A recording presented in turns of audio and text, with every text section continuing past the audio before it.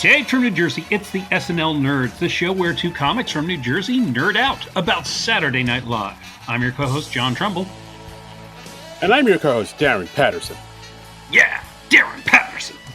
Giving us Yow! a little punch. Hoo-ha! Yeah. Got you all in check. Let me tell you something, brother. Oh my, we're going full Hulk Hogan. Yeah, people can't see it at home, but when I get ready to do this podcast, I run into the room, I knock over chairs and I just get on the microphone and hit play and let me tell you something, brother. I always rip off the shirt that I'm wearing at the beginning of every podcast just to get the energy pumped up, and it's really getting expensive. Yeah, you live in an apartment, so your neighbors must be like, what's going on in there? I'm going through my wardrobe really, really quickly, and I frankly cannot afford to keep buying a shirt every single week.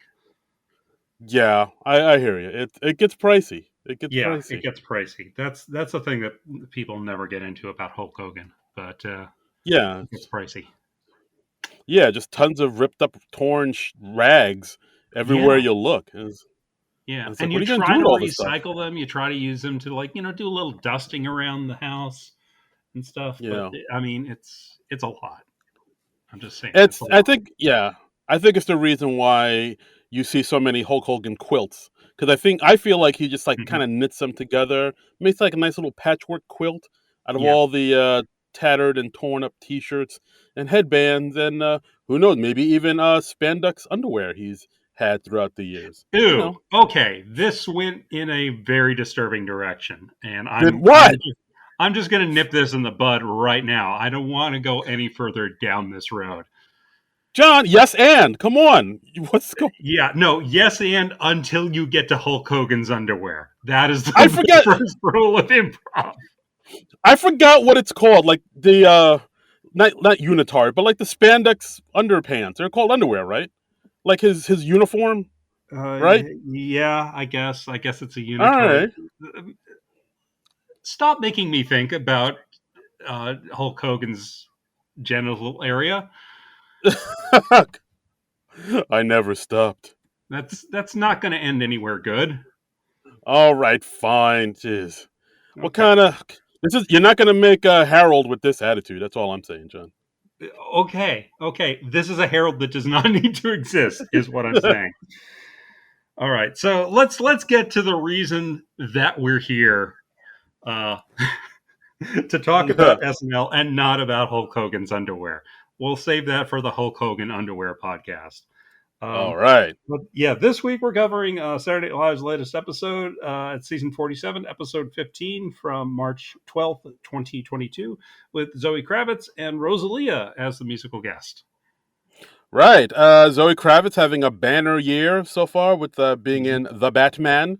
The Batman. Yes. The Batman. You probably known it from The Batman. You probably know it from other stuff, Big Little Lies, the High Fidelity Hulu show that was canceled. That movie, Kimmy, the Steve Soderbergh film. And, she also did the voice of Mary Jane and Spider-Man to the Spider-Verse. She's been everywhere for a while. Yeah. Yeah. And she was also the voice of the Catwoman in the Lego Batman movie. So look at that. Yeah, I'd forgotten she did that first. Wow. Okay, yeah, so she had prior Catwoman experience, which is always important when you're hiring a Catwoman. I mean, right? You got to put that on your resume. You got to look into did they play a Catwoman somewhere in their previous 9 lives? Because that's important. Because you can't, it's very tough to Catwoman just right out of the gate like that. You got to ramp up. Yes, if you have previous Catwoman experience, maybe a Catwoman internship at some point, something like that, so to let your employer know that you're ready to take on all the responsibilities that comes with being the Catwoman. I always like to promote my Catwoman from within. So, yeah. It's good that she did the Lego Batman movie first, is what I'm saying. Absolutely. And so this episode, Zoe Kravitz, Rosalia. Do you want to talk about our initial thoughts before we dive in, or should we just dive in? I don't have too many initial thoughts, but it sounds like you do. I hmm. I mean, I'll get to just off the bat. I This episode was bit. I'll say a little bit on the weaker side, and as we talk Hmm. about the episode, you'll hear why. Well, that's good because we have time to fill on this podcast. So it's good that you have things to say.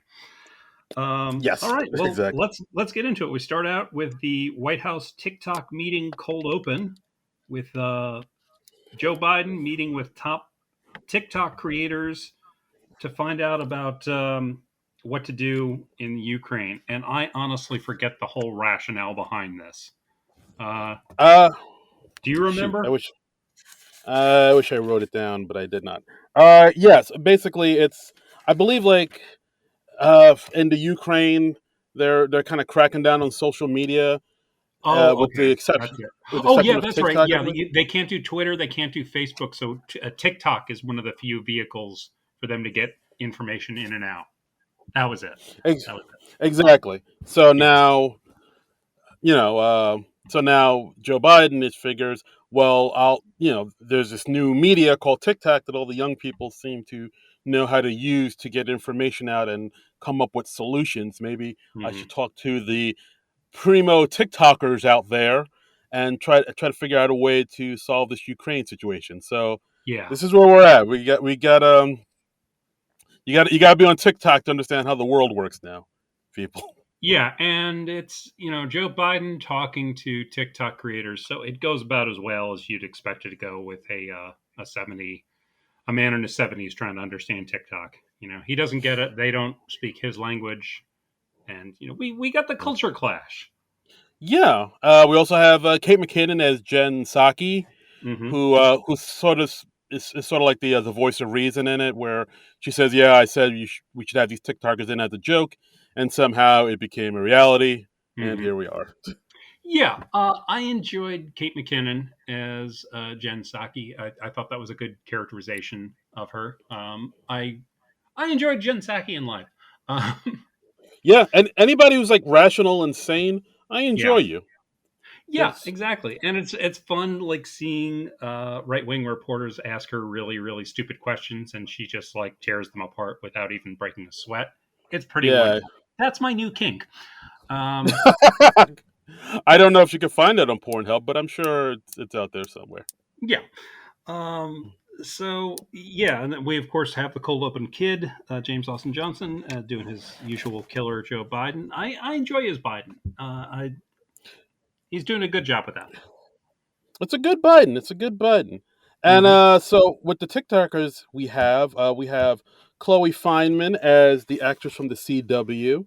Yeah, Um, and I that's sort believe of she's riffing from that thing on a few weeks ago where it was some woman from I think Riverdale was like, "Oh, if I was your mother," and it was just it was just very cringe. I didn't. I yeah, watched the real thing, and I couldn't get more than a few seconds into it. I was just like, "Do I need to spend any more of my life watching this?" And because I know from the first 3 seconds it's dumb and idiotic, so I yeah, punched I out. believe.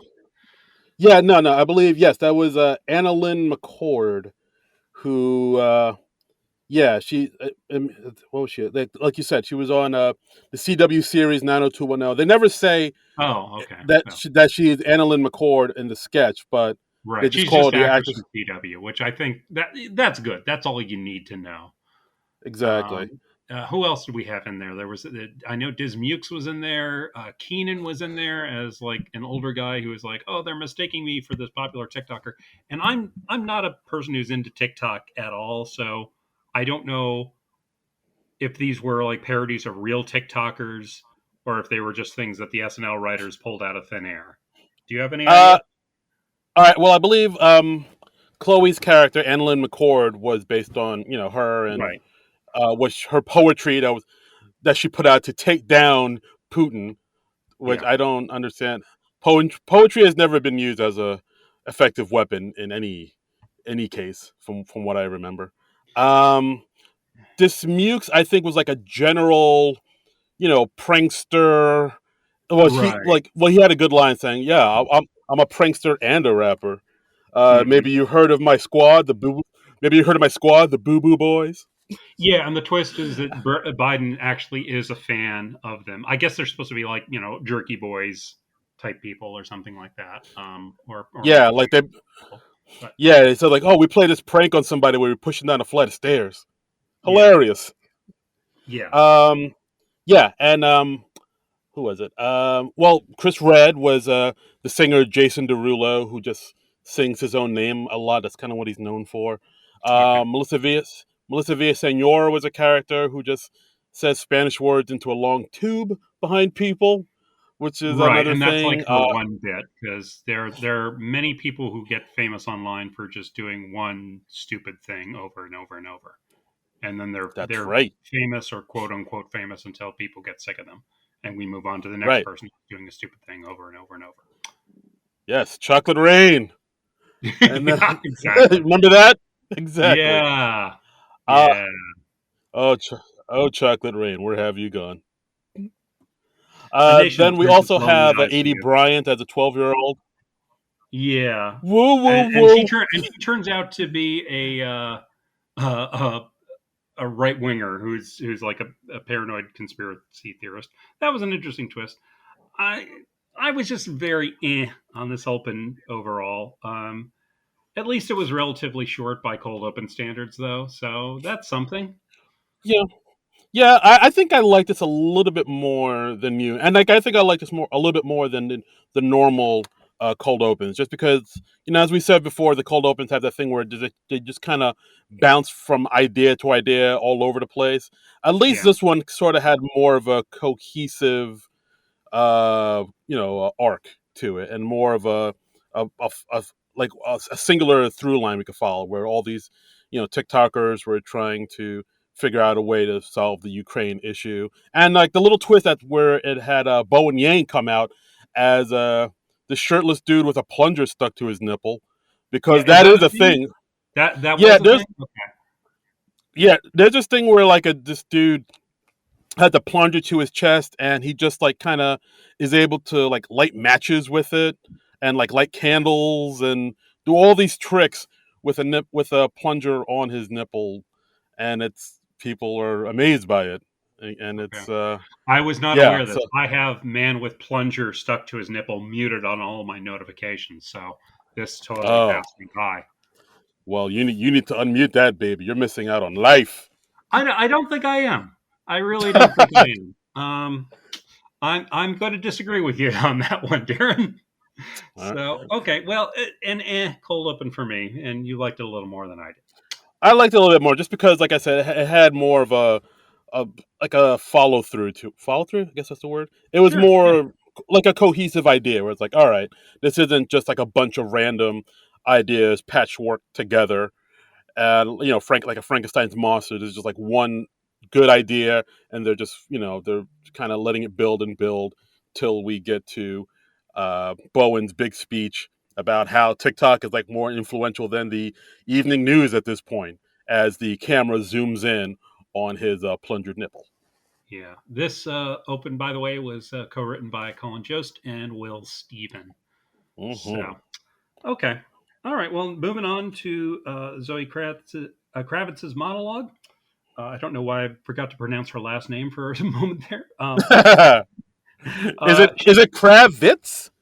yeah, Kravitz. I don't know. I don't know. Kravitz? Kravitz. Kravitz. Um, so yeah, she comes out, talks about how she's playing Catwoman in the new Batman movie, and then Kate McKinnon comes out dressed as the Michelle Pfeiffer Catwoman from Batman Returns, in a pretty good approximation of the Michelle Pfeiffer costume. Honestly, I was just impressed that they were able to get Kate McKinnon into a Catwoman costume so damn quickly because she really just had the opening credits and that was it. Yeah, that's the same thing I noticed too, because like both Kate and Adie were in the cold open and the Yeah, monologue, so they both had to like hustle and get into their costumes. I was like, what? Oh, and I Chris mean, Red too. Chris Red. yeah. So I mean, kudos to the costume change people at SNL who are aiding them in that quick change because I don't know if they had to be like wearing components of the opening monologue outfits under their under their cold open outfits or something. I feel like there had to be part of that, but I don't know. Yeah, maybe. But Mhm. yeah, so it's basically in the monologue, Zoe Kravitz talking about how she's in the Batman.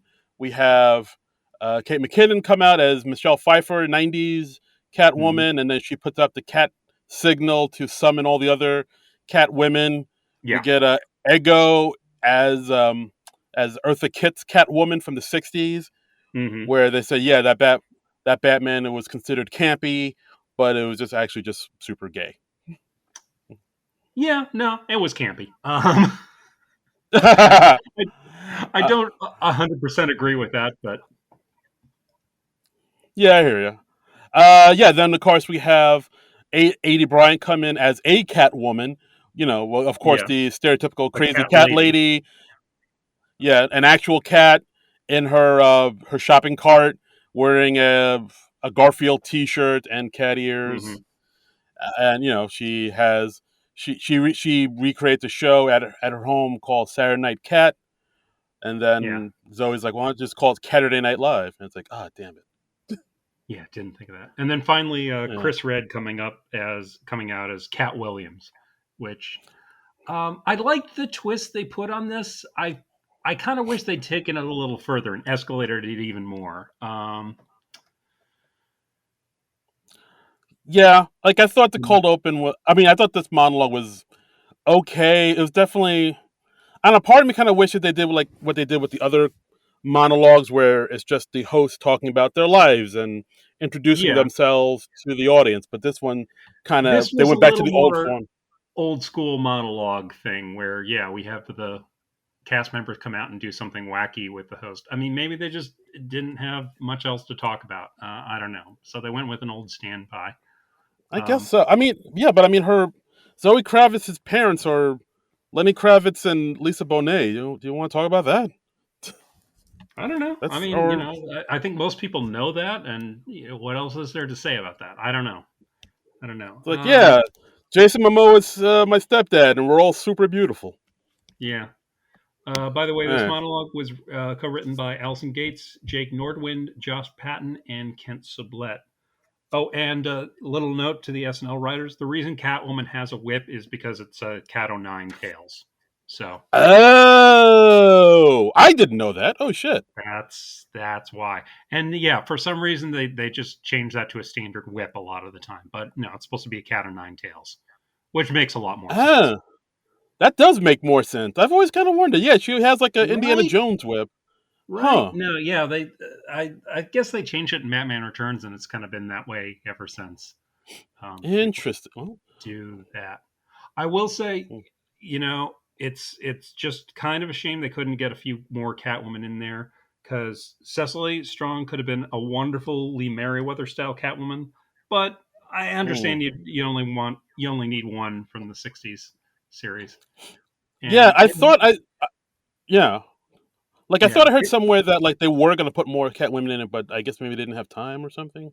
I could maybe be who wrong. knows? I mean, it might have been funny if they represented the Halle Berry Catwoman, but one that costume's kind of skimpy, um, Mm.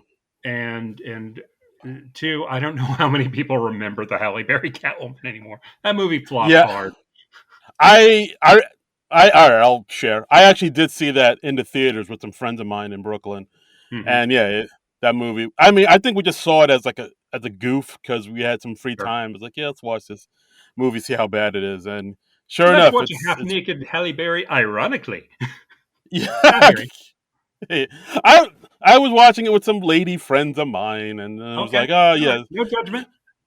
yeah, and look, yeah. I mean, look, she looks fantastic in the outfit, abs for days. Yeah, But yeah, that movie was woof, big yeah. old pile of I kitty litter. saw about half of it years back. Had to be at least a decade back. And yeah, it is not good. It is just truly like, what the f am I watching? Um, Also, Yeah, like, I don't know who the heck they could have play the Halle Berry Catwoman. So, um, yeah. So yeah. that I mean, maybe Punky. I don't know. She could do it. yeah, I guess sure. Um, Yeah. all right. So I thought a fun idea. I liked it. I just I wish they could have put maybe a few more twists on it. Like a cat lady, Cat Williams, and some other thing. But anyway, it was Cat decent. Cat Cat Stevens. Von. There it is. I was gonna say Cat Von D, but I like Cat Stevens better. Yeah, or Cat Von D. Bring them all in. Bring in all the cat people. Is what I'm saying. Yeah. Bring in the cats. um, Bring. so next we have the first sketch, Maid of Honor. This was a wedding reception with Cecily getting married to Kyle Mooney, not in real life. Their characters are getting married, or maybe they're getting married in real life. I don't know. As far as I know, they're both single. Why not? Maybe those two No, no. crazy kids are finding a happiness that's beyond the rest of us. Yeah, no. I think Kyle actually just got married not too Oh, long did he ago. really? I hadn't heard I, that. be- I believe so. I think I remember seeing pictures on Twitter. I believe he Oh, is. Sorry, ladies. all He's right. spoken for. All right. Well, she locked that down. Well, congratulations to Kyle Mooney. I hadn't heard that. That's cool. Yeah. So Zoe Kravitz is playing the maid of honor, and she just keeps revealing uh, heinous things about the bride throughout. Um, let's see. The things I wrote down is, if 9 of my last boyfriends had killed themselves, I don't know if I could go on. And like, lots of people called her a monster, but I told her, "You're not a monster. You're just his math teacher." And we find out at the end of the sketch that she's actually Suge Knight's ex. And lots of this is new information to the groom, who's just like, wait a minute, what's going on now? Yeah. Yeah. So so Kyle is pretty much playing like the straight man role, like Yeah, kind of the role we're used to seeing Mikey Day in quite a bit. I was gonna Whereas it, say that I kind of wish that Mikey Day had played the groom in this, because he is so good at playing incredulous and confused and like, wait, why is this weird thing going on? This sketch was written by Dan Beulah, Mikey Day, and Streeter Seidel. I think it's a strong sketch. I thought it was a strong way to start off the regular sketches of the show. I really uh, liked it. yeah, I'd agree. I thought this was a pretty strong sketch myself. Like one part I did like that I feel like a lot of people may have overlooked is when it starts, we see Chris Red. Like, Chris Red is in a lot of these sketches, which we'll get Hmm. to. Yeah, He had a lot of work to do tonight, but Desi like Night, it Chris start. Red. Yeah. Yeah, but like the way the sketch starts is with Chris Red saying a joke about the groom and saying, "Hey, you congrats, you two crazy kids," and then he leaves, and then we Hmm. see Mikey come in saying, "Oh, let's give it up for the best man." Right. Thought he, Yeah, I thought he, it sounds like the end of a longer speech, and then and then like Mikey comes back and he's like halfway through eating cake, and he's like, "Oh, I really thought that was going to be longer because you're the best man." yeah, but yeah, but I like that just because like usually in the beginning of sketches like this, we always start in the middle or towards the end of Right. someone saying something, so we just assume, oh, this is towards the end or the middle of somebody saying something, and Hmm. comes to find out that was the whole thing. I thought that was like a Yeah, nice little joke right there. Uh, that was cute. Yeah. but yeah, then the sketch kind of, like you said, it's Zoe Kravitz as the maid of honor, revealing all these horrible things about the bride to be, Hmm. um, Oh, saying she things. stormed the Capitol as well. Yeah. Yes, yeah, that one really shook me. Yeah. Where she said, like, "Hey, remember we went on that big protest, and what did you say?" And then Cecily says, "I said I'm going to storm the Capitol and I'm going to kill Mike Pence." I was like, Right. Jesus Christ, They went there. wow, and yeah, it was pretty, it was good. Like the way I like the escalation of it. I Hmm. like the I like I the mean, randomness of all the stuff we found out about her. I like, the "you're not a monster, you're his math teacher." That yeah, was great. and then we Maybe cut. that was why they cast Kyle, because he's a little on the younger side. So Maybe, yeah, and then they cut to Zoe's child groom, and we get a quick little appearance by Martin Herlihy, one of the yeah, PDD boys. yeah, yeah, that was fun. Yeah, yeah, yeah, yeah. And I like things. I like other things that Zoe said, like how Cecily's character has always been very supportive, saying things like, "Girlie, don't beat yourself up over that. Nobody knew that thing was loaded." Yeah, yeah, And then, of course, Kyle being like, "Oh, did she shoot somebody?" Yeah. and then it just goes on and devolves to like Cecily has other kids that she's trying to get back Mhm. that Oh Kyle didn't know yes, about. yeah, and they're all Suge Knight's kids, or were they all fathered by different men? I I'm forgetting some of the details because I didn't rewatch this one. I believe they were father, but well, like it comes out that she hooked up with a lot of guys from Jackass, Steve-O, Oh yeah. Bam. Oh, that's right. Yes. There was another line that the one I really like that Zoe said is like, she can be a bit of a bridezilla, and not because she attacked the town of Japanese people. Things like that. I was like, wow, Yeah. Funny like stuff. she Funny stuff. and it's like, oh yeah, and now now she's happily married. She erased all of those dating apps like Tinder, Yeah. Grinder, And then she pulls out Choke. 3 phones to prove it. Yeah. Yes, Choke Pony. I deleted Choke Pony. Uh, Choke pony. Yes. yeah, this one I thought this was a pretty strong sketch. Hmm. I really dug it. Yeah, I watched it. I was like, I totally see why you put this up front. This is really working. Good stuff. Yeah, so far so good.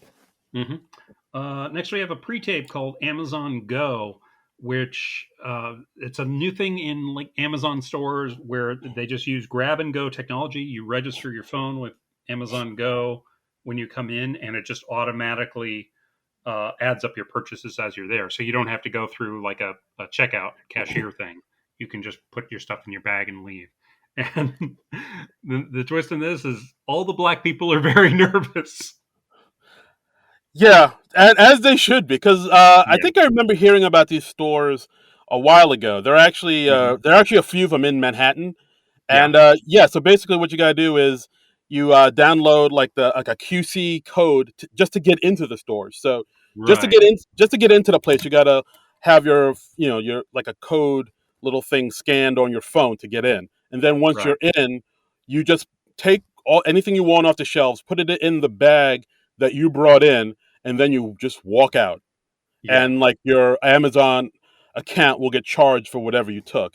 And like the Right. first time I heard that, I was like, that sounds like a scam. That sounds really sketchy. I don't. Yeah. I Because, like, I mean, the joke is like every black person is just so wary of being accused of being a shoplifter.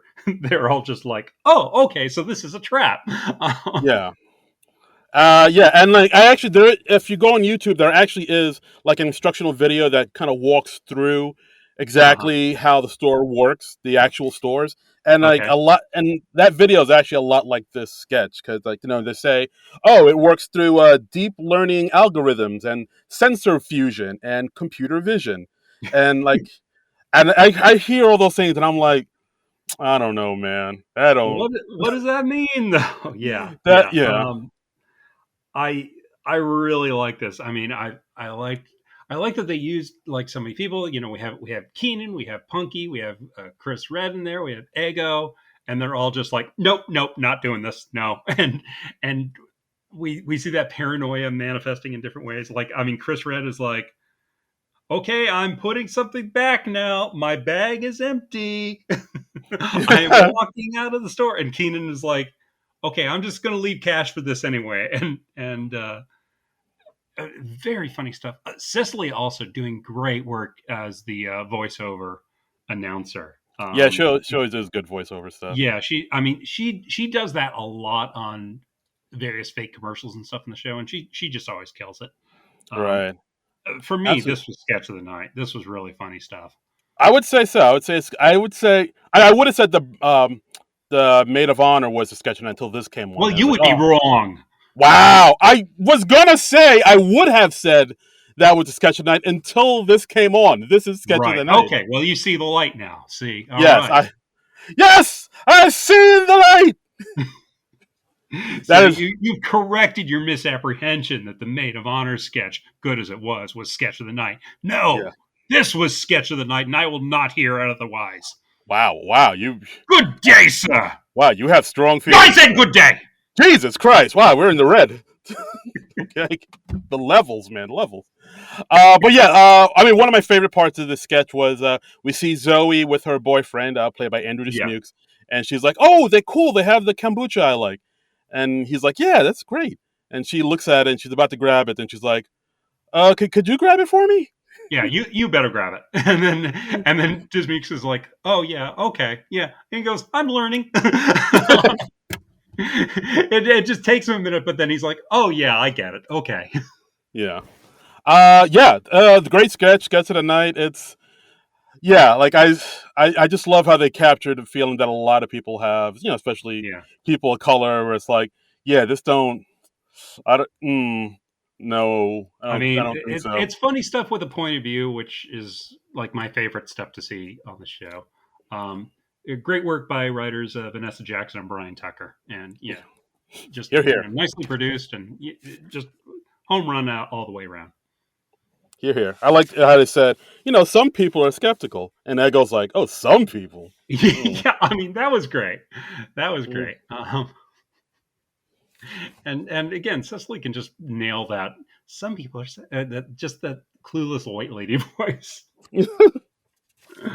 um, yeah, so yeah, good stuff. Definitely my favorite of the evening. Indeed. Next, we had Porch Scene. This was written by Alison Gates and Kent Sublette, with Kate McKinnon returning as a character. I think she did this on oh, which show was it?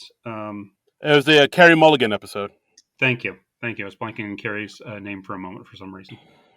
Yeah, so she's Kate's playing this dorky character who's returning a classmate's calculator, and they sit on her porch swing together, and she seems to be into him. So Kate calls up her friend Jason to get advice, and Kate plays the awkwardness really well. Yeah, it's good. I mean, it's just basically, if you saw the Carrie Mulligan sketch, it's basically the same Hmm. premise, almost the same format, like beat for beat, Yeah, a it's lot of the basically the time. same sketch again. Yeah, It was uh, cute though. I don't yeah, know I if I thought it needed was. to see this again, but it was fine.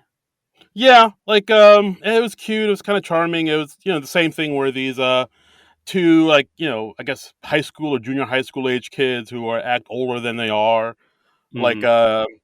and say terms and do things that like only older people should be into.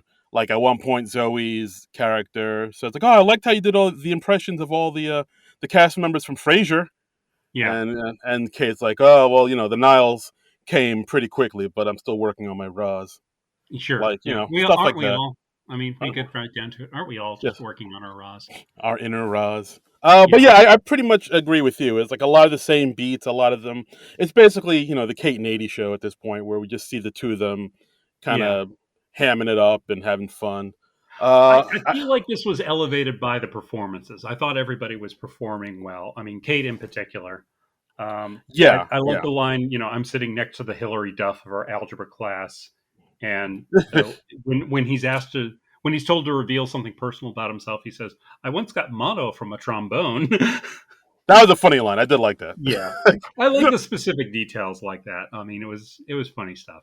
Gigging mono from a Trump. Yeah, that one made me chuckle. But yeah, for the most part, I thought this was okay. But yeah, it didn't really kind of. It wasn't anything I hadn't seen before, but Hmm. it was still all right. Yeah, exactly. So passing grade. Yes, um, solid C. yeah, I might even go like B minus. Ooh, generous. Yeah.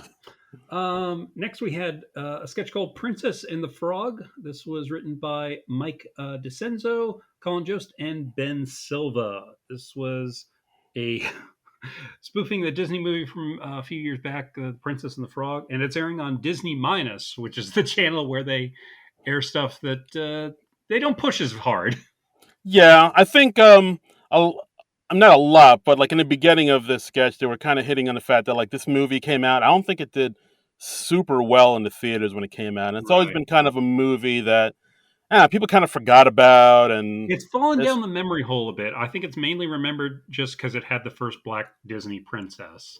yeah, yeah. And I actually remember And, seeing this movie in the theaters. I took my little cousin, and we uh-huh. thought it was all right. I think it had that old school hand drawn like Disney animation, and we thought it Right. was nice. But yeah, I think a lot of people were just like, nah, pass on this Yeah. one. Yeah. I never got around to seeing that one myself, so I only know of it. I've never seen it. But we have Zoe as the princess, and then Chris Red as the frog, and who just says, "Hey, you don't care that I'm a frog, and frogs don't have penises." And then Zoe's just like, "Oh, wait, what?" Um, Yeah, that was a weird way to begin it. Just because I don't know, it feels like. I mean, I don't know if it feels like it, but it was like, oh, she was going to kiss and have sex with this frog until she found out he doesn't have a penis.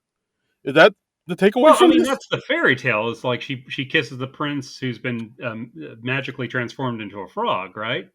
And they're Yeah, just but kind like, of getting into the realistic logistics of it because apparently frogs really do not have penises, and then they start explaining frog reproduction in quite explicit detail.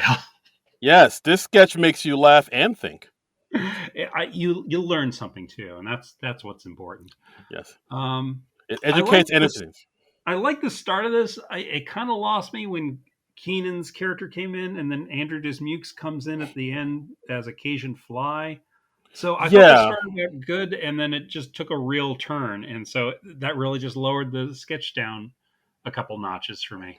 yeah. I mean, for me, I also thought the way it started was kind of weird because it starts with Cecily singing about Mhm. this movie, and I was like, do we really need this intro for this? Yeah, I mean, all you need is the Disney minus intro. Yeah, honestly, I was forgetting that Cecily was there at all. Yeah, because she didn't really contribute anything to the sketch beyond that. Yeah, and the one thing that really like kind of stood out to me was she was singing a song about how this movie is, even though it has the first black princess, it's still not a great movie or wasn't written well, and she's singing the song to the tune of another Disney movie. Like the song she's singing is to the tune of Beauty and the Beast, Right. and like so part of me was like, why don't you use a song from The Frog and the Princess or The Frog and the Prince, and like I think or the the answer Princess. to that is that just people would not recognize it. I mean, I like gun to my head, I couldn't name any of the songs from that movie. Yeah, so that's like kind of insult to injury, where it's like, well, we could do a Princess and the Frog song, but no one knows a Princess and the Yeah. Frog song. So let's just do Beauty and the Beast, and people will know that. And it's like, I mean, look, I understand the thought process. That is a Disney song that most everybody recognizes, whether you've seen the movie or not. You've heard like "Tale as Old as Time," um, right? and yeah, but I could not name any of the Princess and the Frog musical numbers. You know Maybe what? if I'd seen the movie, but The sad thing is, I saw the movie and I still couldn't tell you any of the songs from the right. Princess and I'm part Well, of the problem. I'm part of the you problem. really are. I mean, I've long said this. Yes, yeah, Yeah. I mean, yeah. I've made up those placards. Darren Patterson equals That part of the problem. was Uh, you. what you're not all of the problem. You're just part of it. You're a portion of the problem. Okay, Um, portion of the problem. I'll take that. yeah, I'm not going to break it down to percentages. I mean, it could be as high as 60. Hmm. It could be down to like say 43. I mean, I I like haven't done all the math. I like those odds. Yeah, I didn't start the fire. exactly. But yeah, I mean, as far as the sketch goes, I'm kind of with you. Like, whenever they do a Disney sketch, I always kind of brace myself a little bit because I know it's going to Uh-huh. be like dirty sex. They're going to take like this Disney Yeah, movie and just make it wildly inappropriate and fill it up with the dirty. And I'm fine with I'm fine with yeah. dirty sex jokes. I'm no prude. All right. I'm You are all for filling things up with dirty things. Yeah, yeah. which is Oh why yeah. you're part of the problem. Yeah. Oh Um, yeah.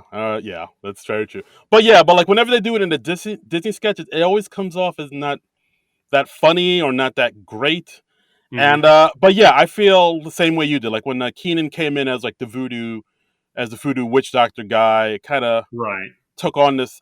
I mean, it helped a little I was bit. like, I okay, think this is a character in the movie, but like, does the movie have occasion fly in it? What was the point of the occasion fly stuff at the end? I didn't get that. I didn't get why it made that turn. I believe it does have a Cajun Firefly in it, and it's Okay. there's always one of those characters in these movies, like for comedic effect. But Like a like Jiminy Cricket type. Yeah. yeah, but then again, you'd have to have seen the movie in order to understand that. And a lot of people didn't see the movie, and I saw the movie, and I barely remember that Firefly. Right. But yeah, it was weird how like they just sort of totally kind of, I guess maybe had no way to end it, so they were just like, oh, let's put in Dismukes in a Firefly costume and have Yeah, him do his Cajun it just accent. got very random at the end, and not the good kind of random. So it just I thought it started out with, if they just stuck with the lack of the frog penis thing, yeah, I am there for that. But but then they get away from the frogs have no penises thing, and I was just like, oh well, my interest is waning now. Yeah. I think, I mean, to put like a little some positivity in this, I thought Chris Redd's performance was good. I liked how, Hmm.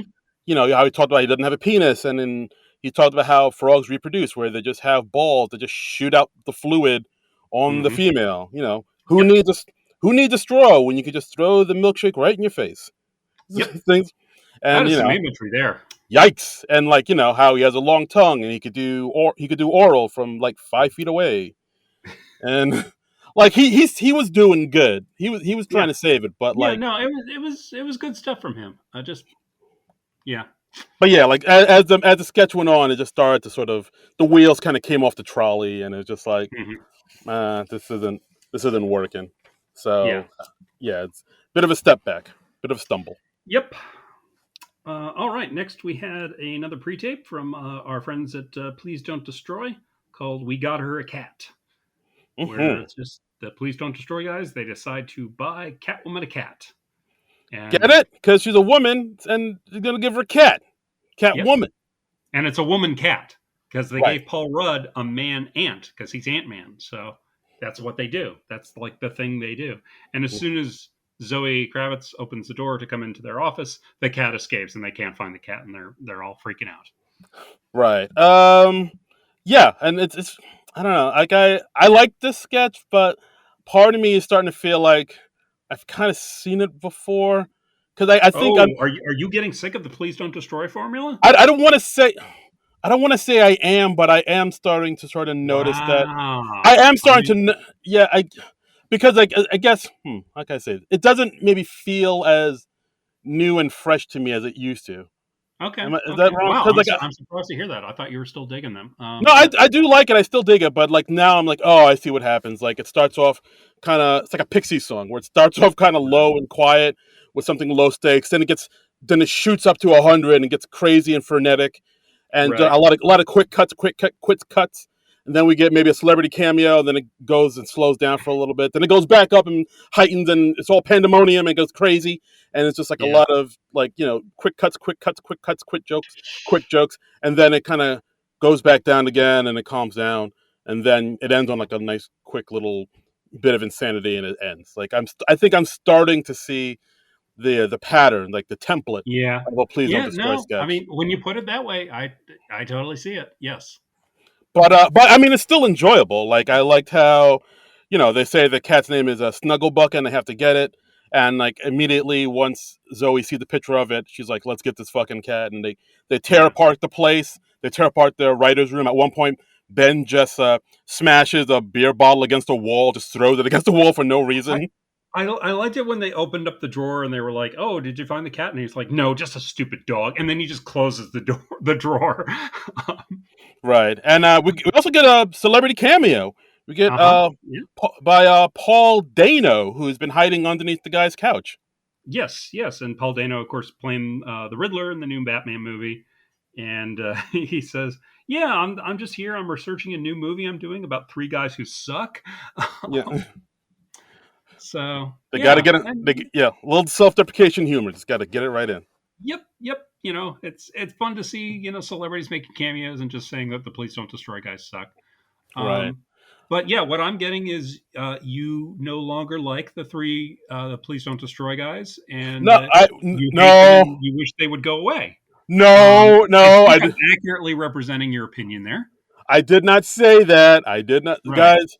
Please don't destroy, guys. You guys are fantastic. So, I love Martin, you. John, and Ben, just know that Darren hates you, I doesn't like hate. you, Whoa. wishes you were no longer on the show. I did not say that. I did not directly say that. What I said. Directly. I did not directly say that. That is an unusually specific denial. What I said was like I'm starting to see. I'm just saying. I hope I don't see this same type of Right. format happen over and over and over again to the You point. you want to see him vary it up a bit. Yes, I would like to see them vary it up a bit. Like I hope Yeah. I don't reach the point where it's like this seems like old, hack and old hat at some point. Because like, I mean, they're still young. Like they're still Hmm. new to the show. Like I think they joined the show like back in October when they came out with a sketch like Oh this yeah, back in yeah, October. Yeah, yeah. I was like, oh wow, this is fantastic. This is what Hmm. SNL needs. But now it seems like they're doing the same thing over and over again. And while it's still Yeah. good, it's like, oh, is this all You you want to can see what do? else is in their bag of tricks. Exactly. I just hope they're not like one trick ponies. Whereas like this is all we do. Yeah. Yeah. We Because I we mean, yeah, familiarity breeds contempt. absolutely yes. Yep. But I All did right. like this. It had like a lot of good quick jokes. It's like what you said. Like at one point, Ben just pulls out a drawer and there's a cute puppy, and then they all stop to be like, "Oh, puppy," Yeah. you know. Things like that are cute. At one point, we see John just typing on the computer furiously, be like, "Come on, come on, come on!" Yeah. Like I don't know, things like that. I thought were good. So yeah, this Yeah. is a good sketch, but um, I'm just hoping we can switch it up a bit more. Okay. All right. Mm, That's fair. okay. All right. Next, we have old home movies. This is a family watching their dad's old home movies. We got Zoe and Chris as the kids, Ego as the mom, Keenan as the dad on the tape, and he's telling the kids what their mother doesn't know. We find out he blew his whole retirement funds on JB Smooth's new betting app. Yeah. Again, uh, another sketch with Chris Red. Chris Red, he's on fire this episode. he was a busy man this week. Yeah. I think he was in like Uh, 7 sketches, which is wow. like pretty I didn't bonkers. tally it up, but okay. I'll tally it Uh, up now, but like he was in a lot. okay. We find out he had a secret daughter because he was a sperm donor back in the day, and he was like, "I did not know they would be using my sperm for that." And everyone's like, "What did you think they would be using your sperm for?" Um, and he leaves his son his penis pump. This was Aww. another sketch. I liked the beginning of it, but I thought it had no real ending. It just petered out. I thought it was like the erectile dysfunction of comedy sketches. It was promising beginning, and then it just that was Yeah. disappointing. Yep. Wow. That's sounds like my prom night. But yeah, I agree. It. Yes, I think. I mean, it had a pretty good idea where Mhm. the family was watching what appeared to be Keenan Thompson telling his telling his family about, if you found this tape, that means I'm dead, and let me tell Right. you, and like he was telling all these things about him, like you said, like the sports betting app, the fact that he had a secret daughter out there, Mhm. and I like Yeah. this line where he said, "I have a secret daughter, but like it's not like that. I would never cheat on your mother raw." And then Yes. it got this a reaction from the audience where they're like, "Oh," you Mhm. can kind of see it on Keenan's face where it's like, "Oh, the audience wasn't comfortable with that." Oh well, And moving along. I did like it. They occasionally fast forwarded through the tape, so we see Keenan just like doing fast motion because, of course, Keenan's doing this live. Um, Yeah, that there was fast. funny stuff in there, but again, the ending was just so it really took it down. Yeah, the fast motion part that kind of reminded me of. Remember that sketch where Jan Hooks plays like I think Betty Davis or something. Oh yeah, she had to do a lot of quick changes. I remember that. That Yeah. reminded me of that. I mean, the audience liked when Keenan did the fast forward motions. Um, but yeah, this sketch didn't. It didn't heighten. It was just kind of meandering. It was just kind of Hmm. like Yeah. at one point he can't remember Jamie Foxx's name. Then it kind of goes off on some other tangents, and like you said, the Yeah. erectile dysfunction and the his idea for a movie, the Dallas City, uh, that Dallas City Bouncers, and it was just Right. like I was like, all right, where is this going? And it didn't really Yeah. go anywhere, and Yeah. it just Yeah. It got very random, and for me, just really petered out. So I was just like, oh, okay, well, I guess it's over. yeah, So it just kind of ends too. It's just like, all right, yeah. yeah, all right, and then then it just Irish goodbyes away. I was like, Exactly. It was an Irish goodbye. You just like turn around in the bar and you're like, oh well, I guess my friend left 20 minutes ago. Okay. oh, oh, and I got to pay his tab. Great. Oh no. Okay. Everything go, bruh. Um. So I don't know. Not much else to say about this one. Just Yeah, disappointing one. bit of a dud. Bit of a dud. Next we have our musical guest for the week, Rosalia. She did, of course, two numbers: Chicken Teriyaki and La Fama. Don't really know what either one of the songs are about because they were all in Spanish. Right. I mean, both. Yeah. So both these songs, I don't have much to say about them at all. So I guess both the Yeah. songs were okay. They're kind of low Yeah. tempo. The beats were kind of, like Casio beats. They were kind of Yeah. whatever. I mean, she was given a performance, but it didn't do anything like sort of pump me up or I Yeah. guess maybe pump up the audience. It was kind of reminding me of when Bad Bunny performed, where like the singing was okay, but there wasn't anything to really. There wasn't much energy in it. Maybe that's it. There wasn't a Yeah. lot of It high just, energy. it didn't really rise above the level of fine for me. And, Yeah. I was just like, hey, this is all foreign talk. And Whoa, whoa. That's oh. Okay. so, nothing. Yeah. I mean, when you don't know what the singer is saying, there's not too much for you to hook into. You can just sort of appreciate the sounds of it. Yeah, and I think also I mean, her first performance, she was wearing like a leather jacket with just through one arm, kind of like Hmm. the Bad Boys did back in the '90s. So that was like, all right, that's a fashion choice. And then the second performance, she looked like she was wearing like a comforter or a sleeping bag It with was like a it was this big white puffy thing. Yeah. yeah, with like a doily on her head. I was like, all right, well that's a Yeah. look. But It was. yeah, I find that these musicians they often like to dress in an eccentric manner. you don't say. They wear things that maybe the typical person on the street does not wear, and that is the Oh, thing that sets them apart and gets them attention. eccentric musicians? I never heard of such a Yeah, thing. I know, I know. Oh my, I do I was declare. quite startled to learn of this too, my friend. Oh, So, so yeah, not too much to say about Rosalia, I'm afraid. yeah, I thought they were just okay. Hmm. Nothing, nothing didn't rise above that for me. Just Yep. passable. So next we have a weekend update with Colin Jost and Michael Che. Hey, hey. Uh, Yay for Che. I didn't write too many notes about the jokes they had. I thought it was a decent weekend update. Not too much that struck me. I think the main line that struck me was Che's line. He said Tuesday was International Women's Day, so I hope you all remember to smile. Um, Hey, loved it. that one That's really got me. Just it's just so. I really love that joke. It's just a great joke, man. that's the one I wrote down too. That I liked. I was like, Yeah. all right. That's. I also like the one joke where they're talking about how Russian is no longer going to export cars Oh yeah. to people. But a Russian made car is just a drunk bear and roller skates. Yeah, yeah. Things, That made for a funny visual. yeah, things like that I Um, thought were funny. I also like Che's joke about how gas prices are so high that America may have to move back in with its ex. Then it showed us a picture of U.S. invades Iraq again. yeah, yeah.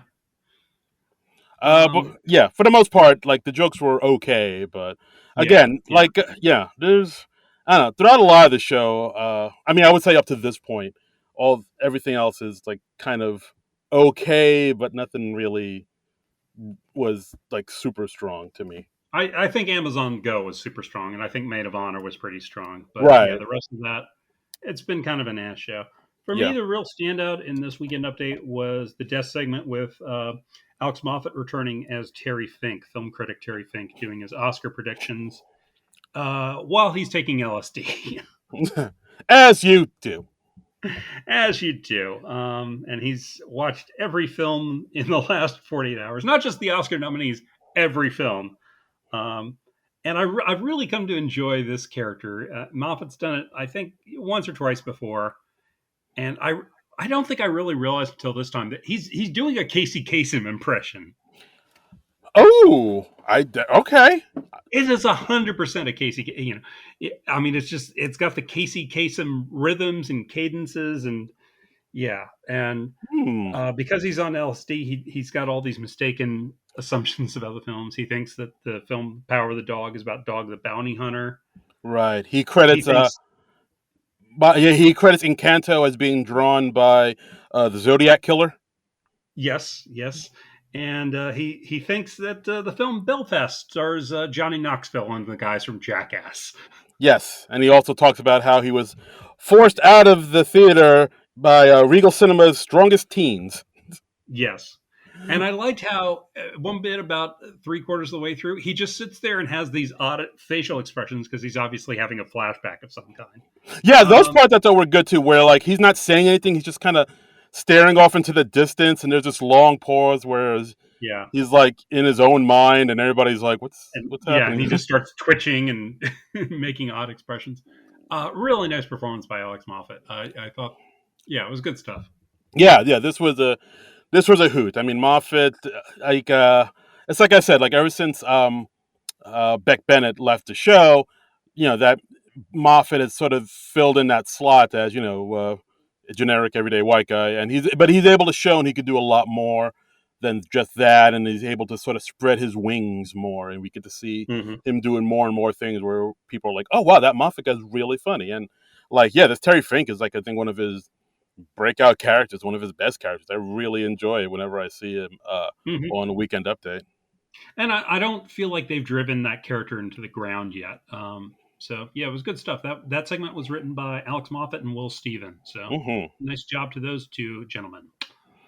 Okay. So you want to talk about the other guy, Dan Bulldozer? Um, don't have much to say about it. It was Kyle Mooney doing a character. He's wearing like these fake muscular arms. You were telling me before we started recording that that's based on a real TikToker or somebody like that. Yeah, it's based on this guy, Dan Blazarian, who's like a influencer and like poker player. And Okay. I quickly just went on his Instagram, and dude, it is literally just pictures of him shirtless, surrounded by beautiful women. Like that's all it is. And Okay. so I was like, all right, I'm not sure how this influences people, but okay. And yes, but apparently he has like a bunch of followers, and I guess he's able to, he was able to finagle this whole thing into a money making. I don't want to say Ponzi scheme, but a career. We'll call it that. No, we'll call it a career, sure. Yeah, and this is the character Dan Bulldozer. He's talking about the impact of social media. Honestly, my attention wandered pretty quickly on this. I didn't watch it very closely. So Yeah, he had a few good lines here and there where when he's talking about writing a book and he's talking and he says, and that's another thing, like he has like a really like his voice was like deepened. Kyle Mooney's voices was like electronically deepened because I guess Dan oh yeah, Blazarian, that was interesting. Yeah. that was I guess because Dan Blazarian has a deep voice. So, Kyle Mooney was saying things like, why do people say writing is hard? Writing is super easy. All you have to do is write it out. And like him saying things like, "Yeah, this new book I have, it's kind of like Hemingway but for guys," and of course it's Mm-hmm. called Ass Book. Um, but yeah, this segment, it feels like it was half written, and like they were kind of writing out the rest of it while he was performing it on stage. It really does. It feels like I Yeah. have sort of an idea for a segment, but I'll We'll work say, it all out on air. Don't yeah. worry. When the red light goes on, we'll work it out then. Inspiration will strike. Yeah, Yeah, it was like I could have done without this, quite honestly. yeah, I agree. It was. I mean, look, I like Kyle as a person, but yeah, this was like halfway. I was like, where is this going? What is the point of this? What are you trying to say? I don't like. And then he kind of went on and on about this like ancient story about the father and the girl, but then he intentionally messes up the story. And I was like, all right, well, what is the point of this? At the end of the whole thing, I was like, what? Why? Wow. Okay. Mhm.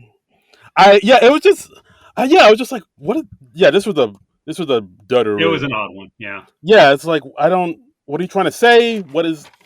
What is the point of this, John? That's what I was trying to. That's basically what I came away with. It. I don't know. I don't know. Oof. All right. I think we should just move on. What do you Let's think? move. Let's move on. What's the point of that, Move. John? I don't know. Okay. Again. All right. All right. All right. So next we have a game show sketch called Word Crunch. It Ooh. feels like they haven't done a game show sketch in a while. Am I right on that, or am I misremembering? Let me think. Off the top of my head, there was the Simu Liu episode that did one there. Okay. Well, that's a good long while. That was early in the season. Yeah, that might have been the last time from what I can remember. Okay. Well, this was written by Alison Gates and Celeste Yim. We have contestants, and it's like a word find sort of puzzle, and one of the contestants keeps finding the word mom hole in there. And Andrew Dismukes, as the host, is just explaining, like, no, that's not a valid answer because mom hole is not a word. Yeah. And it just keeps on doing that. Yeah, I mean, basically they explain it because they say, yeah, well, we have a writer's strike, so we had our sound engineer write up all the, all the script and all the puzzles for us. And of course, the Yeah. sound engineer is the wacky Sarah Sherman. And then we see her being her wacky self, like, hey, how's it going, everybody? And so Yeah. I thought that, okay, so Sarah Sherman's in it, so she's going to be the zany comic relief. She's going to be where all the comedy comes from. But then they don't do that. They shift it to Zoe, who is like the odd one, because she keeps finding the word mom hole in the puzzle, and then she gets... And she doesn't understand why it's not a valid choice. And Dismukes keeps explaining to her. This was okay. I just thought it got a little monotonous. Yeah, very much so. It's just basically Zoe saying mom hole over and over again. Like, basically the sketch is, how funny do you find the word mom hole? Are you okay? Are you okay with hearing and mom hole? What is your threshold for finding that funny? Do you find it funny 5 times? How about 6? How about 10 or more than a dozen? How about we say find your mom hole limits in this sketch. This is a Rorschach test of a comedy sketch. We will push it to the limit. We will say mom hole, him hole, corn hole, gay for hole, hole, all the holes. Because hole's a funny word. So many holes. Yeah, and it's and like they just kind of hit that same beat over and over again, where it's like, oh, why can't I say hole? She can say hole. I can't say mom hole. I want to say mom hole, and it's literally, that's pretty much the one and only gag throughout this entire thing. And then it goes on, and then they find another puzzle with like a whole bunch of dirty words in it, like balls and butt and slit and titty. And then towards the end, they have one puzzle that just had like one word, but all the other letters in the puzzle were B's. Yeah, there were B's surrounded the word dad hole. Yeah. And yeah, I mean, on the plus side, Aristotle got into a sketch. He was one of the contestants, yes. He didn't have too much to do, but it was just nice to see him. I was like, it's so nice to see him. Like, when I see Punky or Aristotle pop up in a sketch, I'm like, oh, yay, good for them. We did it! even if they don't have much to do, I'm just happy they got camera time, you know? Looks like we made it! Yeah, because I'm balling for him. Yeah, but this sketch, I was like, all right, they're just gonna say hole over and over again, and that's it. They sure are. They're gonna say hole over and over again, and you're gonna like it, or maybe you won't. That is what I'm saying. You will find the limits of how many times you want to hear the word hole in a single comedy sketch. It's like, look, I'm a pretty juvenile guy. I make no bones about it. I've always said this. Yes. Yes, I've said this time and time again. Yes, that's on my placards. Yes. You have that in the plaque? Why are you making all these placards? I have so many Darren Patterson placards, you guys. Do you have like a machine at home making all these placards? Hand done. Hand painted. Because I care. I thought you were going to say, I got a placard guy. I should get a placard guy. You should. Folks, if you know a good placard guy, just add me on Twitter. Trumbull Comic on Twitter.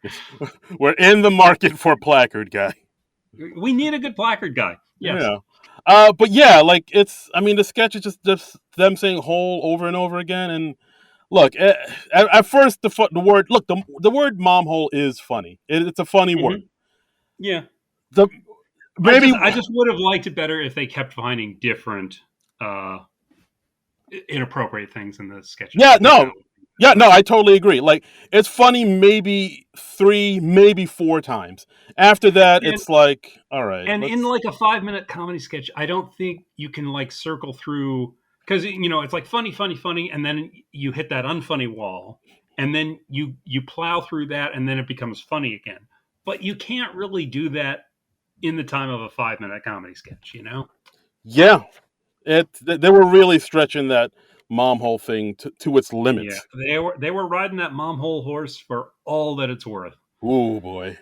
So So yeah, um, this was an for me this was like another miss. I was like, all right, this yeah, is it was more of a miss than a hit for me.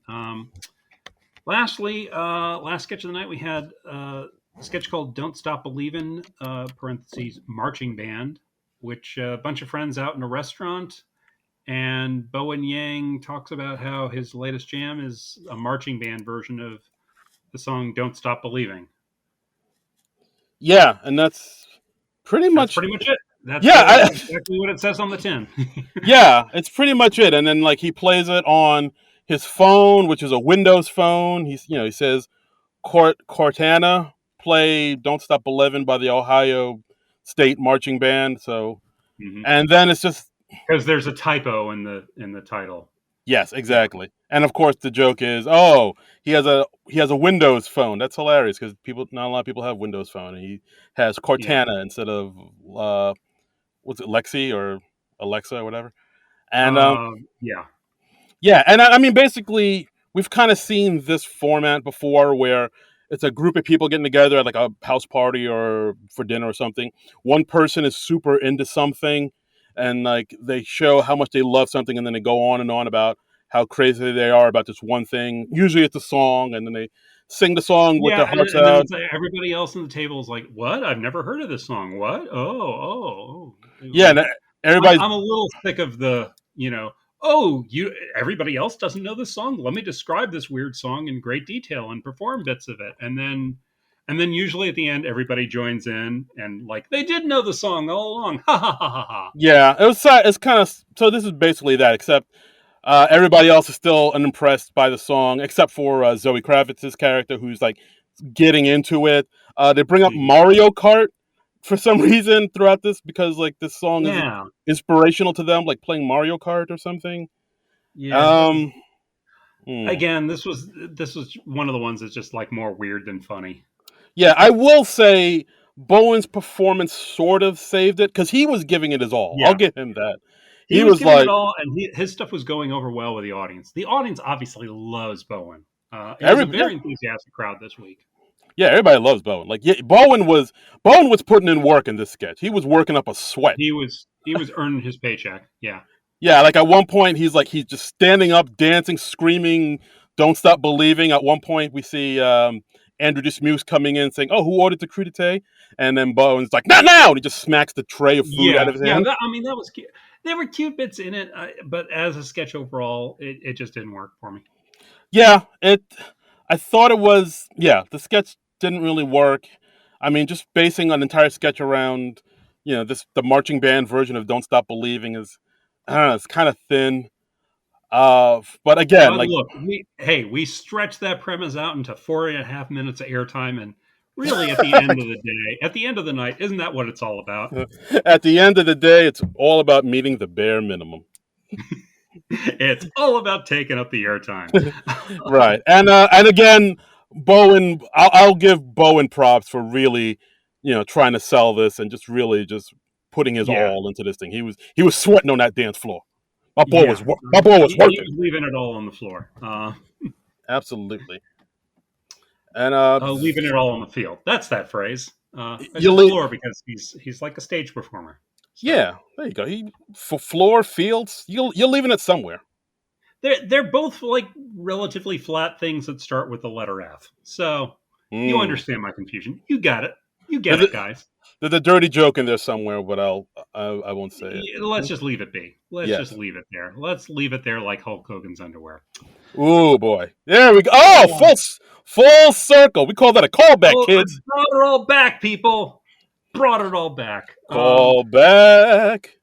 And Smiling at that's me. the air show. They have posted one Cut for Time sketch, a pre-tape called "Can I Talk to You," which involved Mr. Chris Red trying to pick up Zoe Kravitz and Ego at a gas station, as you do.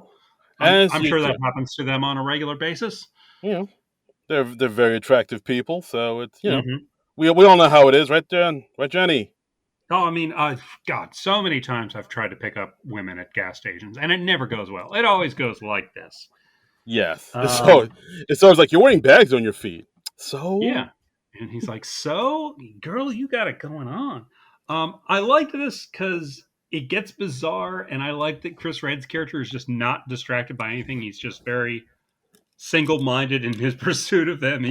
He wants to pick up these women. He wants to get up on in them, and he's like, "So, all right," and yeah. and and he brings Mikey out at one point, and Mikey has a tail, and Mikey gets killed, and he's still, and Chris Red is still like, "So, girl, you fine."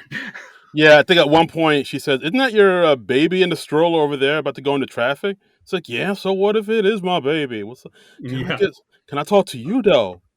I mean, I like this. I thought this was pretty solid. I wish it had been in the show.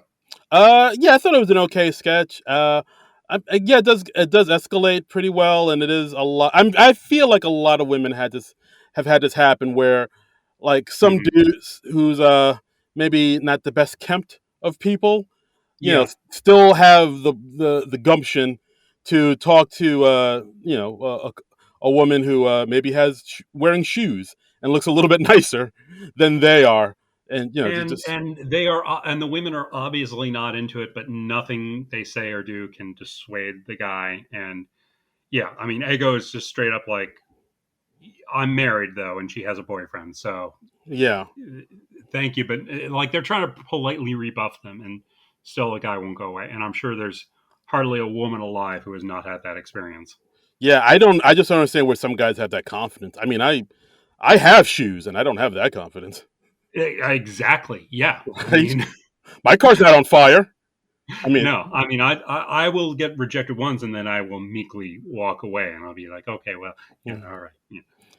yeah. But I thought the sketch was okay. I thought it could have ended a little bit stronger too, because it just ends with the women leaving, and then the guys were like, "Oh, they weren't that hot anyway," and then it's just them Yeah. kind of. Yeah.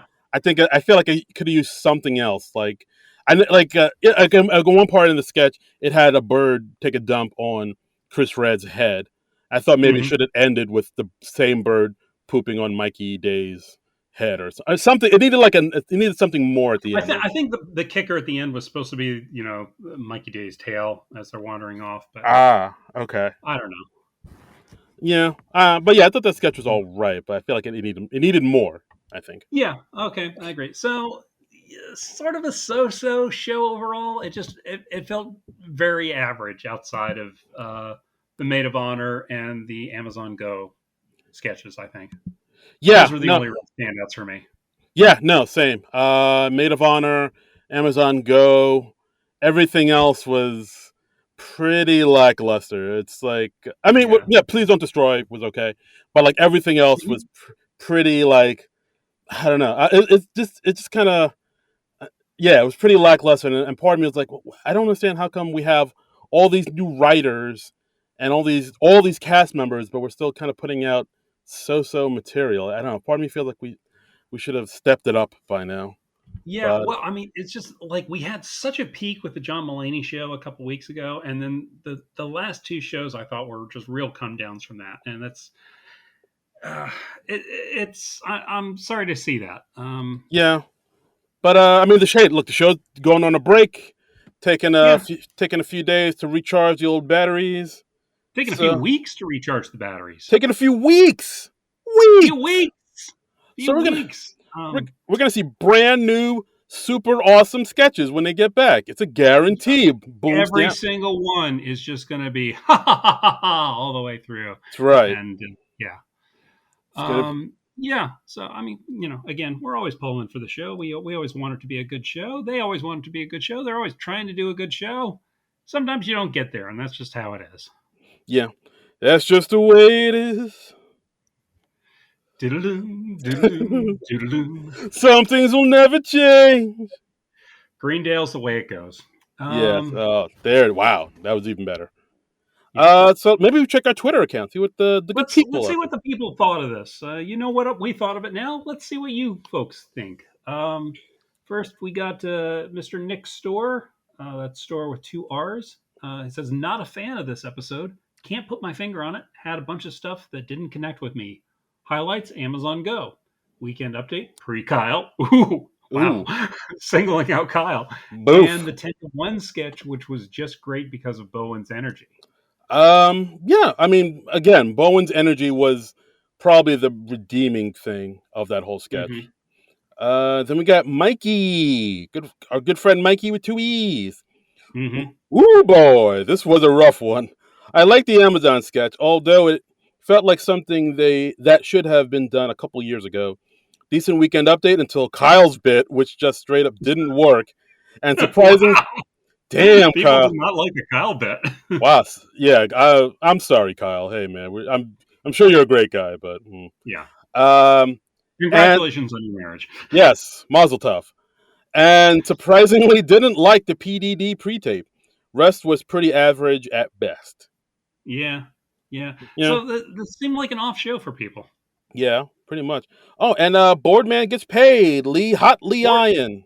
yeah. Boardman gets paid. Apparently getting the show on a tape delay. Says, "Hi, diddly ho, Twitterinos. I'm here a week late and an hour short on Oscar Isaac.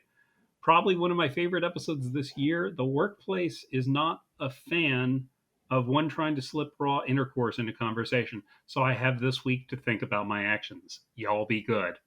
Peace." All right. Um. So sorry to hear that happen to you, Boardman. Uh.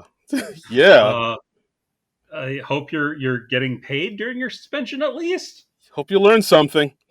Yeah. Oh boy. Um, Yeah. But yeah. but I Apparently. mean, don't let that dissuade you. Yeah, keep trying to slip raw intercourse into the conversation at work. I'm Yeah. sure that'll end well for you. I'm sure they'll catch on I'm sure eventually. it'll. Yeah. I'm sure it'll be fine. As long as you Yeah, don't, work with kids or nothing, it'll be great. it'll be totally cool. It'll be totes cool, man. Totally cool. And we look forward to hearing what you thought of the Zoe Kravitz Rosalia episode next week on the podcast. Hooray! Hooray! Let us. Maybe someday we'll get synced up again. That would be nice. Yeah. Let us know, man. Keep us in the loop. Yeah. So that's the show. That's Yeah, definitely a come down from the Oscar Isaac and the Mulaney episode. Had a few yeah, things going for it, but overall, uh, yeah, needs improvement. yeah, yeah, yeah. So all right. Well, we hope they come back strong. That would be nice. Absolutely. So, Darren, where do we get? What are we going to do next week with no What about SNL to talk about? Are we just going to like close up shop for a week? Is that what we're going to do? Is that how we're doing things now? never? Never, Nothing never. stops. Nothing stops this train. Yeah. Because that's right. So yeah. So what we are going to do is we're going to talk about an SNL related movie, and we're going to do Mm, it on my birthday weekend. So yes. as Yes. the You got a birthday this week, this coming week. right. And as the bylaws dictate, I get to pick the movie. And Mm-hmm. so we're gonna go with a movie that I surprisingly enjoyed, and Yeah. I have a feeling I think there's an 85% chance that you'll like it too. I got a good. I think there's a I good. like those odds. You actually showed me the trailer for this movie several months ago, and I watched the trailer and I was just like, "Oh no, that does not look good to me. I don't think I want to see that." So the trailer really didn't work for me. But then you went ahead and watched the movie, and you were like, "Oh no, actually, it was pretty good."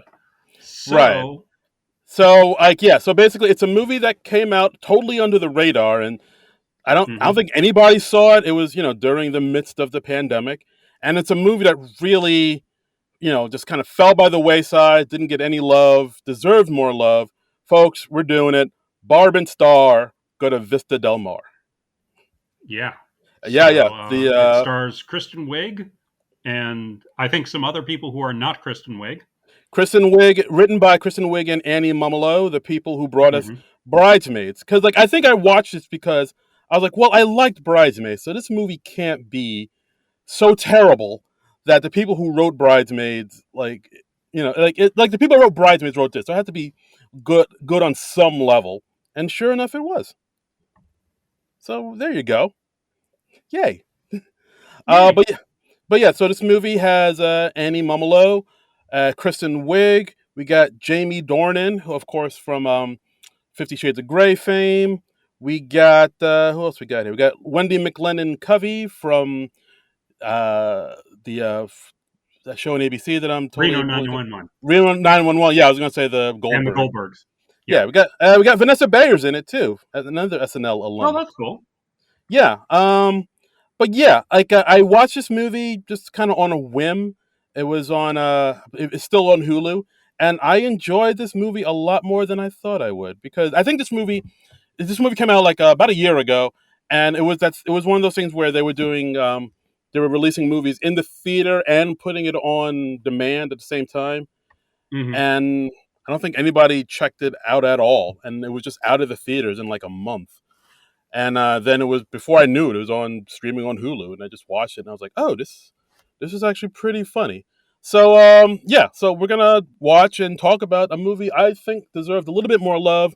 Barb and Star, go to Vista Del Mar for my birthday. Tune in. All right. And we'll see if I like it. Darren's given me an 85% chance that I'll like it. And if I don't, well... that'll get interesting. I'll refund your money, sir. Okay. Well, that's good to hear. Mm-hmm. Oh, and a couple other things we should mention. Last night's show was the 200th credited episode for both Cecily Strong and Adie Bryant. So congratulations to them both. Ooh, congrats. Confetti, confetti, confetti. Yay. Hooray. All right. Not bad, my friend. And that's the episode, guys. Thank you so much for listening, as always.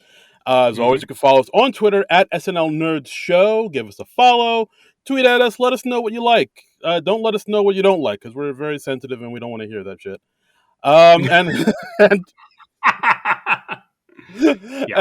as always, you can hit us up at Non-Productive.com. That's where all the SNL Nerds episodes are. You can follow our Patreon there. Give us some money.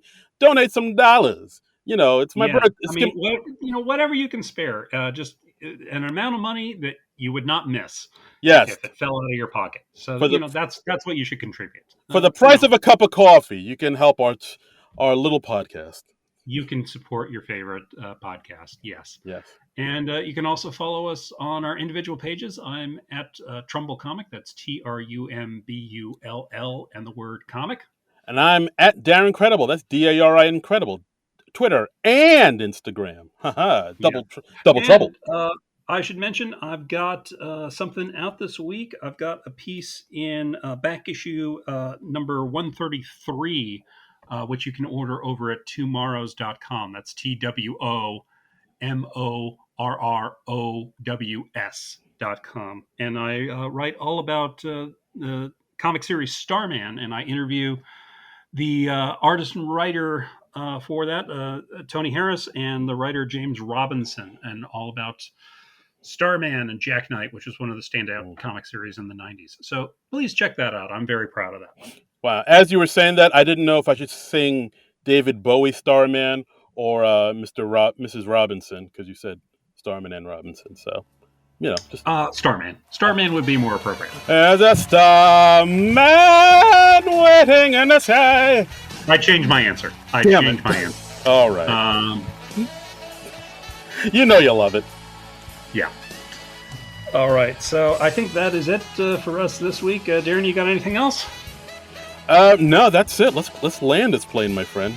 Okay. We'll see you next week with Barb and Star. Go to Vista Del Mar. But until then, nerds out!